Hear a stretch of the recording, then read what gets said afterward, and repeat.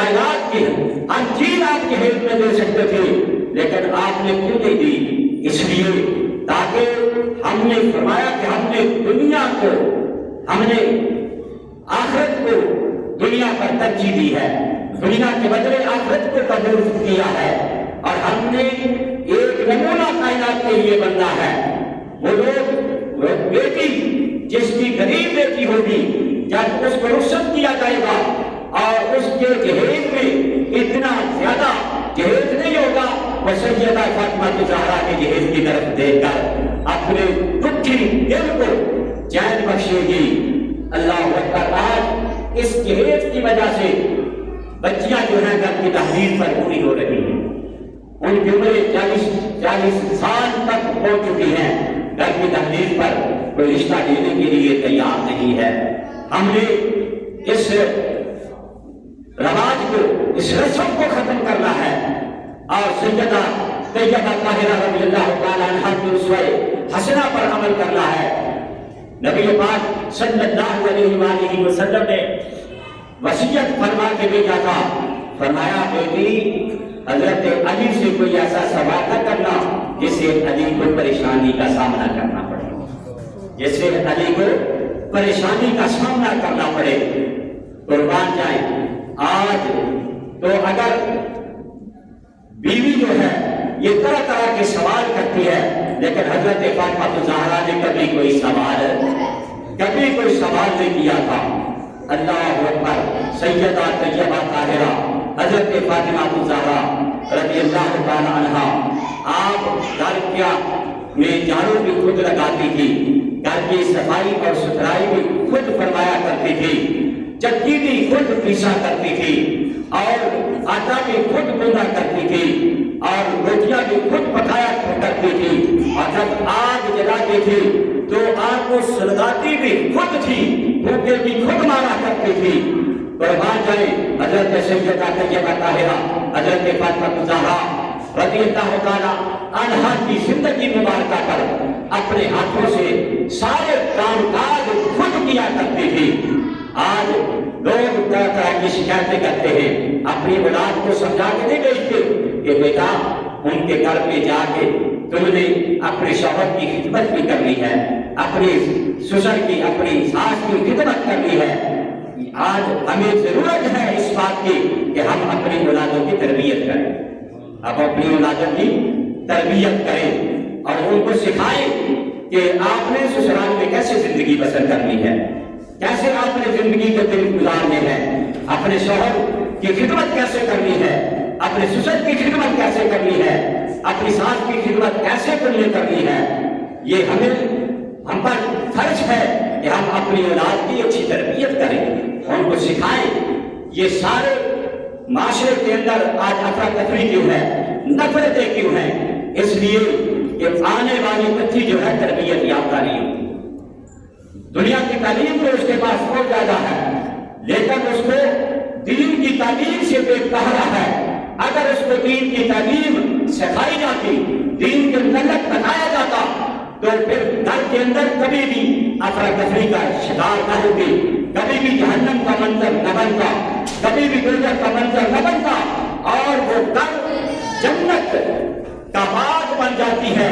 جن کے گھر میں کوئی اچھی بیٹی آ جاتی ہے وہ جنت کا نظارہ پیش کرتا ہے وہ گھر۔ حضرات محترم، آج ضرورت ہے ہمیں اس بات کی کہ ہم نبی پاک صلی اللہ علیہ وسلم کی بیٹی سیدہ فاطمہ زہرا کی سیرت مبارکہ سے سبق حاصل کریں۔ کام کر کر کے چکی پیس کر آپ کے ہاتھوں پہ چھالے پڑ جاتے ہیں۔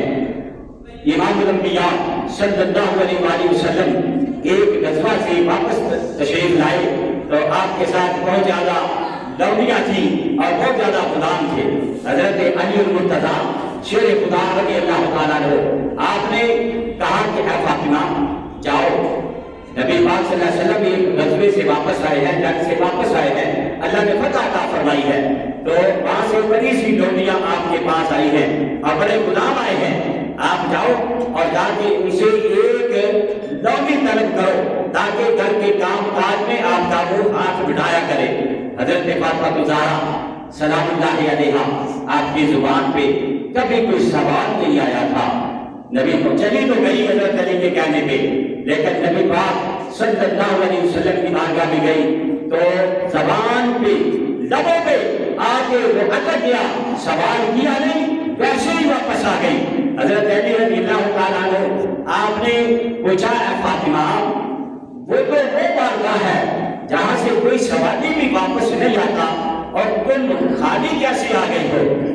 تمہیں لگتا ہے مجھے کہ آپ نے سوال ہی نہیں کیا۔ حضرت سیدہ طیبہ طاہرہ حضرت فاطمہ الزہرا رضی اللہ تعالیٰ عنہا آپ نے عرض کی، ہاں میں نے سوال نہیں کیا، میری زبان پہ سوال آیا ہی نہیں ہے۔ سیدہ فاطمہ الزہرا رضی اللہ تعالیٰ عنہا آپ کو حضرت علی نے کہا کہ چلو میں آپ کے ساتھ جاتا ہوں، میں آپ کی معاملت کرتا ہوں۔ حضرت علی ساتھ چلے گئے اور نبی پاک صلی اللہ علیہ وسلم کی بارگاہ میں عرض کی، یا رسول اللہ صلی اللہ علیہ وسلم آپ جانتے ہیں کہ آپ کی بیٹی خاتون جنت حضرت فاطمہ الزہرا رضی اللہ تعالیٰ عنہا آج تو ایک ایک گھر میں کئی کام کرنے والیاں ہیں، اور جو اپنی بیگم صاحبہ ہے کہ وہ کھانا بنانے کے لیے تیار نہیں ہوگی۔ گھر کے کام کاج اس نے کیا کرنے ہیں، وہ تو اور شوہر کی خدمت اس نے کیا کرنی ہے۔ ہر کام آج غلاموں سے لیا جا رہا ہے، ہر کام آج گھر میں کام کرنے والی سے لیا جا رہا ہے۔ نبی کی صاحبزادی، نبی کی لخت جگر کی زندگی کو دیکھو، حضرت سیدہ فاطمہ الزہرا رضی اللہ تعالیٰ عنہا حضرت علی عرض کرتے ہیں، یا رسول اللہ صلی اللہ علیہ وسلم فاطمہ اتنا زیادہ کام کرتی ہیں، جھاڑو بھی خود لگاتی ہے، چکی بھی خود پیستی ہے، آٹا بھی خود گوندتی ہے، روٹی بھی خود بناتی ہے، اور سارے گھر کے کام کاج بھی خود کرتی ہے، اور پھر اللہ کی بارگاہ میں بھی عبادت کرتی ہے۔ اللہ اکبر۔ آج کسی کو کہہ دینا کہ نماز پڑھا کرو، وہ کہتے ہیں کہ 3 4 5 بچے ہیں تو مجھے ٹائم نہیں ملتا، میں ان کی تربیت پر سکنے لگی رہتی ہوں، کبھی انہوں نے پیشاب کر دیا اس کو دھونے لگ گئی، میرے کپڑے پلید ہو جاتے ہیں۔ سیدہ فاطمہ الزہرا کی زندگی مبارکہ کو دیکھو، اللہ اکبر، سارا دن کام بھی کرتی ہیں اور رات کو اللہ رب العالمین کی بارگاہ میں مصلی بچھا کے بیٹھ جاتی ہیں اور سجدہ کرتی ہیں، اتنا لمبا سجدہ کرتی ہیں اللہ کی بارگاہ میں۔ ایک دن دعا کرتی ہیں، مولا یہ تیری راتیں کتنی چھوٹی چھوٹی بنائی ہے تو نے، یا اللہ میں رات کو تیری عبادت کرتی ہوں، میرا ذوق بندگی پورا نہیں ہوتا، میرا ذوق بندگی پورا نہیں ہوتا۔ یا اللہ کبھی کوئی اتنی لمبی رات بنا دے، اتنی لمبی رات کوئی بنا دے کہ تیرے نبی کی لخت جگر فاطمہ دل کھول کے تیری عبادت کر سکے، دل کھول کر تیری عبادت کر سکے۔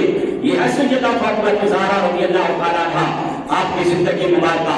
حضرت علی رضی اللہ تعالیٰ عنہ آپ نے جب عرض کیا، یا رسول اللہ صلی اللہ علیہ وآلہ وسلم، آقا آپ جانتے ہیں کہ فاطمہ کتنا کام کرتی ہیں، یہ دیکھو ان کے ہاتھوں پہ چھالے پڑ کے چکی پیس پیس کے گھر کے سارے کام آج خود کرتی ہے۔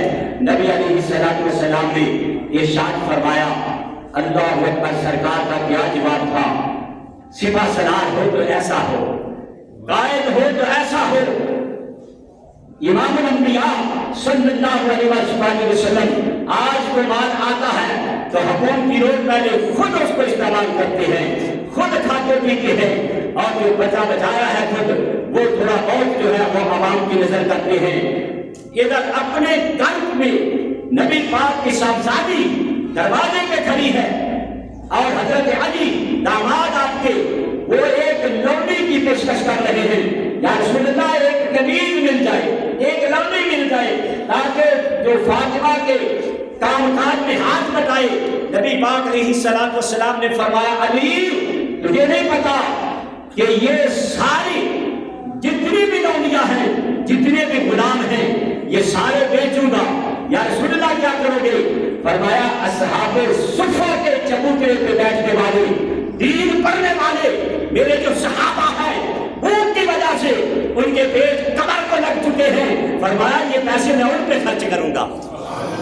جو دین کا علم پڑھنے والے ہیں، جو دین سیکھنے والے ہیں، اصحاب صفہ، جو صفہ کے چبوترے پہ بیٹھ کے پڑھنے والے میرے صحابہ ہیں، فرمایا ان کے کھانے پینے کا بندوبست کروں گا اور بدر میں جو شہداء ہیں، جو شہید ہوئے، ان کی جو یتیم اولادیں ہیں، فرمایا ان کے اوپر خرچ کروں گا۔ آج اگر کوئی شہید ہو جاتا ہے تو بس لوگوں کو دکھانے کے لیے جاتے ہیں اور ان کو دلاسے دے کے آ جاتے ہیں، ہم آپ کی اتنی خدمت کریں گے، اتنی کریں گے، لیکن بعد میں کچھ بھی نہیں، عملی طور پہ کچھ بھی نہیں ہوگا۔ قربان جائیں سیدہ فاطمہ الزہرا رضی اللہ تعالی عنہا، آپ کام کے چکی بھی پیس رہی ہوتی ہے اور ساتھ قرآن کی تلاوت بھی کر رہی ہوتی ہے۔ حضرت امام علی مقام حضرت امام حسین رضی اللہ تعالیٰ عنہ آپ رسول بھی بنا رہی ہوتی ہے اور قرآن کی تلاوت بھی زبان پہ جاری و ساری رہتی ہے۔ اللہ اکبر، جب ماں ایسی ہوگی، جب ماں درود بناتے ہوئے قرآن کی تلاوت کر رہی ہوگی، قرآن کی تلاوت زبان پہ روکے زبان پہ ہوگی، پھر بیٹا بھی تو حسین ہوگا کہ جو گردن جو ہے وہ دم سے جدا ہوگی اور نیزے کی نوک پہ چل کے بھی اللہ کا قرآن سنائیں گے۔ پھر بیٹا بھی ایسا ہو، پھر بیٹا بھی ایسا ہوتا ہے۔ اللہ اکبر، حضرت امام علی مقام رضی اللہ تعالیٰ عنہ آپ فرماتے ہیں کہ مجھے جو استقامت اللہ نے عطا فرمائی، اسلام کے لیے میں نے اپنا سب کچھ لٹا دیا، 36,000